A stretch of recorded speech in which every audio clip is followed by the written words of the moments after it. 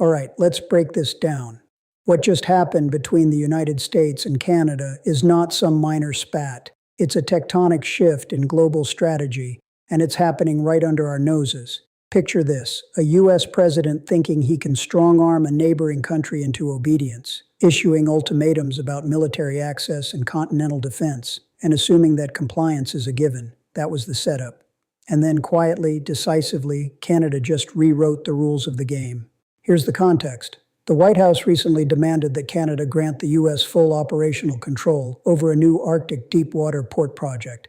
The rationale? Protecting North America from Russia and China. The delivery was blunt, bordering on insulting. Basically, the message was, you can't handle this, so we're taking over. Historically, a Canadian response might have involved negotiation, delay, or at least some diplomatic back and forth, but this time the reaction was something entirely different. Instead of escalating, instead of fighting back verbally, Canada pivoted, strategically and silently. Mark Carney, who many know as a former central banker with an eye for risk and systems, didn't get drawn into a confrontation. He didn't fire off a tweet or stage a counter-press conference. He did something far more impactful. He flew to Europe, and in a matter of hours, Canada effectively shifted its defense posture away from the United States and into European hands. At a joint press briefing, it was announced that Canada is now joining a European defense initiative, the Sky Shield system, and has inked a massive deal for German and French submarines to patrol the Arctic. These submarines operate independently of the U.S. command grid, meaning the Pentagon no longer has automatic oversight of Canada's northern waters. Think about that for a second. The Arctic has long been considered part of America's strategic backyard. The Trump administration treated Canada as a subordinate partner, assuming loyalty was guaranteed. Instead, Canada opened the door to Europe. The U.S. government wasn't notified until the public announcement went out. This wasn't just a diplomatic slap, it was a full-scale strategic pivot. Now let's talk numbers and specifics because this is where the shift becomes tangible. The submarine deal alone is worth $60 billion for 12 long-range conventional submarines designed for icy, shallow waters. For decades, Washington pressured Ottawa to buy American hardware, ensuring U.S. control over critical software and operational protocols. By choosing a European consortium, Canada has not only taken billions out of the U.S. defense economy, including potential factories and jobs, it has also gained technological autonomy for Arctic operations. There's more. Canada is also integrating with the EU's Galileo satellite navigation system, creating a backup to GPS. Why does that matter? GPS is American-operated, which gives the U.S. military control over the signal. By moving to Galileo, Canada is effectively saying, we need to hedge our bets. We can't rely solely on the U.S. for strategic navigation. It's a subtle but profound message about trust and sovereignty. Even the markets noticed. Normally, when the U.S. and Canada hit a rough patch, the Canadian dollar takes a hit, but this time it ticked up. Investors see that Canada is diversifying risk, securing its future, and not relying on the whims of the current U.S. administration.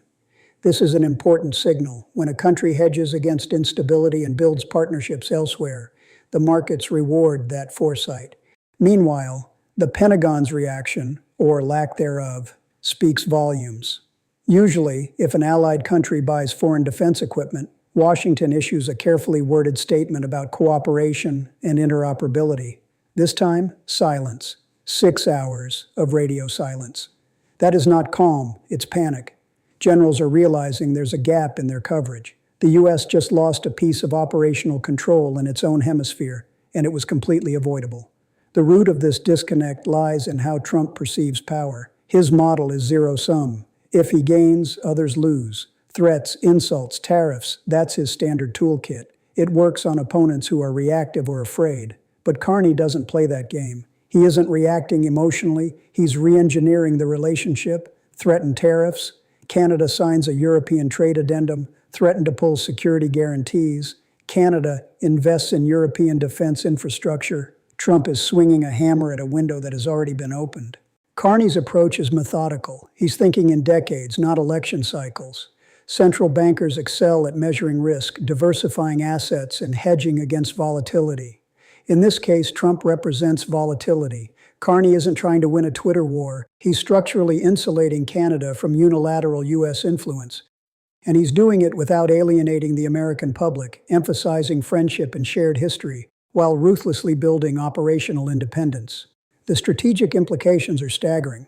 North America's Arctic defense, once a near-exclusive American responsibility, now has a significant European element. Russian and Chinese activities in the region are being monitored under a new command structure that bypasses Washington. The U.S. may still respond to immediate threats, but over the next 5 to 10 years, the operational lag and command dependencies are shifting. The Arctic, a region of increasing global contention, is no longer solely under U.S. influence. The symbolism is powerful too. Consider a photograph from the signing ceremony. Carney, the German chancellor, and the French president lean over maps of the Arctic, clearly collaborating, a unified front. Across the Atlantic, Trump sits alone, railing about betrayal, seemingly unaware that influence isn't measured in volume or attention. It's measured in leverage, trust, and relationships. Carney didn't shout. He raised the cost of ignoring Canada. There's also the broader lesson for global partners. Countries like Japan, South Korea, and the UK are watching. Canada, culturally and economically tied to the US, has just demonstrated that it's possible to pivot away from American dominance without catastrophe. That's a historic precedent. Alliances are no longer guaranteed by geography or tradition. They're maintained by respect, shared interest, and smart negotiation. Now let's translate this into practical impact. For Americans, this is a warning. Canada, your closest neighbor and largest trading partner, is hedging against political instability in Washington. Trade could become more complicated, regulations may diverge, and cross-border supply chains, like auto parts or raw materials, might face new friction. For Canadians, this is a moment of assertive sovereignty, but it's not without risk. Stepping out from under the U.S. umbrella exposes Canada to geopolitical pressures, but Carney is betting on the country's resilience and strategic positioning. Strategically, the Arctic is the front line. Russia is establishing bases. China is building icebreakers. For decades, the U.S. led the defense effort, with Canada as a partner. Now Europe is in the mix, and the Pentagon has lost unilateral oversight. This fragmentation introduces gaps and delays, a reality that adversaries like Putin and Xi Jinping are certainly observing. This isn't just a trade spat. It's a weakening of continental security caused by overconfidence and mismanagement. Carney's maneuvering is also a lesson in leverage without confrontation. Whereas Trump relies on threats and public pressure, Carney relies on credibility, alliances, and geography. He converted Canada's position into bargaining power. He didn't need a massive army or a larger economy. He needed foresight and the ability to execute quietly. And let's not overlook the economic ripple effects. A $60 billion European submarine deal, the integration with Galileo, potential mineral supply agreements, all of these shift the economic center of gravity. The U.S. may face constrained access to key resources, uranium, critical minerals for batteries, energy supplies. Carney is showing that in the 21st century, sovereignty is defined by who you choose as partners, not by how many tanks or jets you possess. The broader geopolitical message is clear. America's strength is directly tied to how it treats its allies. When friends are treated like subordinates or servile partners, loyalty cannot be assumed. Carney has given the world a masterclass in responding to a domineering ally. Don't argue, don't beg, just find new partners and build a system where your value and security no longer depend on their approval. Looking ahead, there are a few potential scenarios. 1. The cool down. The Pentagon intervenes, a compromise emerges, and data sharing resumes while the European subs remain. 2. Escalation. The U.S. imposes tariffs or other punitive measures, potentially sparking a trade conflict with Europe backing Canada. Or 3. The historic realignment. Canada permanently reorients toward European defense and economic partnerships, leaving the U.S. more isolated and forcing a reevaluation of North American strategy.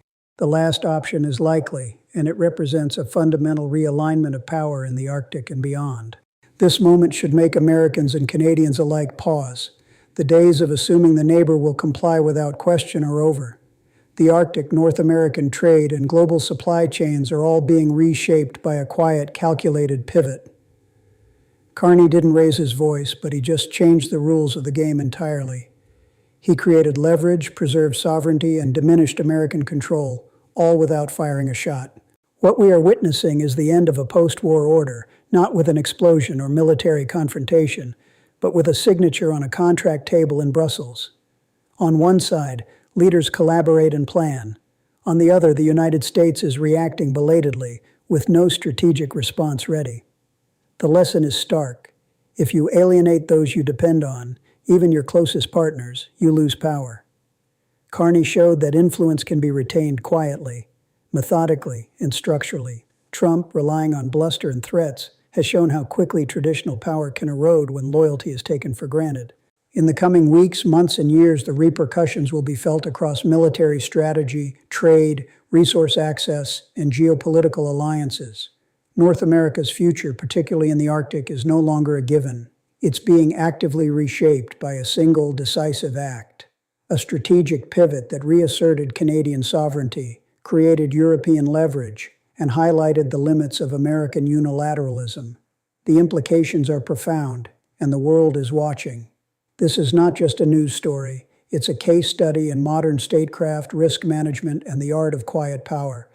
Mark Carney demonstrated that real influence comes not from yelling or threatening, but from planning, partnerships, and patience. The lesson is clear. The game has changed, and those unwilling to adapt will be left behind.